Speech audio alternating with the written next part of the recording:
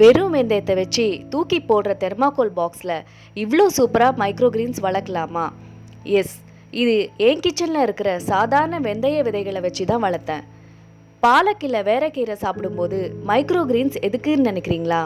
Difference என்னென்னா, microgreens அப்படின்னா விதை முளைச்சு வந்த ரொம்ப யங் ஸ்டேஜ் பிளான்ட்ஸ். ரெகுலர் கீரை பெருசாக வளர்ந்த அப்புறம் தான் ஹார்வெஸ்ட் பண்ணுவாங்க.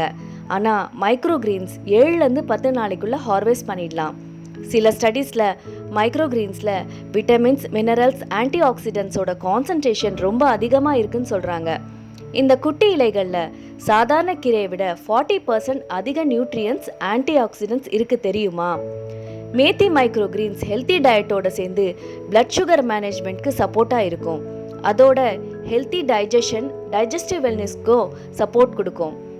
இந்த சின்ன இலைகளை நீங்கள் தால் மேலே ஸ்ப்ரிங்கிள் பண்ணலாம், சாண்ட்விச் இல்லை சாலடில் யூஸ் பண்ணலாம். சின்ன குழந்தைங்களுக்கு தோசை மாவு, சப்பாத்தியில் பிசைஞ்சு கொடுக்கலாம். வெந்தய விதையில் இவ்வளோ ஃப்ரெஷ் கிரீன்ஸ் கிடைக்கும்னு நினச்சிருக்கீங்களா?